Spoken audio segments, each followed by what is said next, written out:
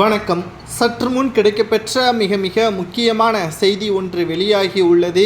அதிமுகவை மீட்கும் வகையில் மத்திய உள்துறை அமைச்சர் அமித்ஷா அவர்களை ரகசியமாக ஓபிஎஸ் அவர்கள் சந்திக்க உள்ளார்.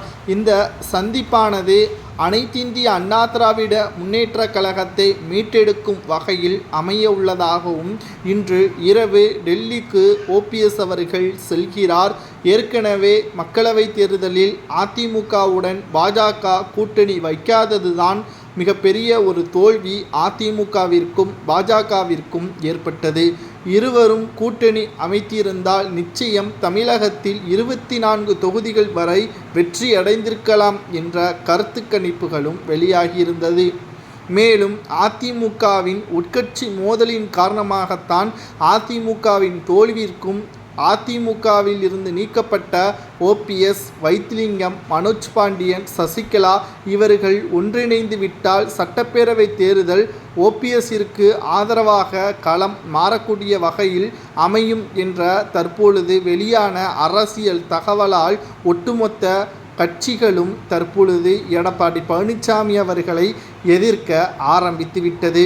செயற்குழு கூட்டத்திலும் ஓபிஎஸ்ஸிற்கு இடமே கிடையாது என்றும் தெரிவித்துவிட்டார். ஆனால் முன்னாள் அமைச்சரான செங்கோட்டையன் அவர்கள் அவ்வப்போது ஓபிஎஸ் அவர்களிடம் பேசிக்கொண்டுதான் இருக்கிறார். தற்பொழுது எடப்பாடியே கட்சியிலிருந்து நீக்குவதற்கு கடினம் என்றாலும் அவரை சிறைக்கு அனுப்புவது மிக மிக எளிமையான ஒரு விஷயம். ஏனென்றால் கொடநாடு வழக்கு, டெண்டர் ஊழல் முறைகேடு போன்ற பல்வேறு வழக்குகளில் சிக்கியிருக்கின்ற எடப்பாடி பழனிசாமி அவர்களை சிறைக்கு அனுப்பிவிட்டால் நிச்சயமாக அதிமுகவை மீட்டெடுத்து விடலாம் என்ற கருத்தில் கொண்டு அமித்ஷா அவர்களை டெல்லியில் சந்திக்க உள்ளார். மேலும் இந்த சந்திப்பானது ரகசியமாக நடைபெற உள்ளதாகவும் தகவல்கள் கிடைக்கப்பெற்றுள்ளது. அதிமுகவில் எத்தனை தொகுதிகள் பாஜகவிற்கு கொடுக்கப்படும் என்பதை பற்றியான தகவல்களும் முழுமையாக வெளியாகும் என்ற தகவலும் கிடைக்கப்பெற்றுள்ளது. இந்த சந்திப்பானது ஓபிஎஸ் அவர்களுக்கு மிகப்பெரிய ஒரு அதிர்ஷ்டமாக பார்க்கப்படுகிறது.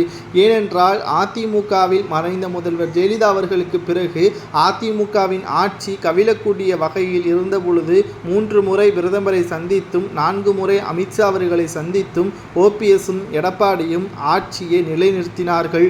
ஆனால் 2021 சட்டமன்ற தேர்தலுக்கு பிறகு பல குழப்பங்களின் காரணமாக கட்சி உடைந்தது, கூட்டணியும் உடைந்தது. மீண்டும் அதனை இணைப்பதற்கு அமித்ஷா அவர்கள் செய்கின்ற சில முக்கியமான நடவடிக்கைகளை ஓபிஎஸ் அவர்களுக்கு சாதகமாக மாற்றிக்கொள்வதற்கு இந்த சந்திப்பானது நடைபெற உள்ளதாக தகவல்கள் வெளியாகி உள்ளது.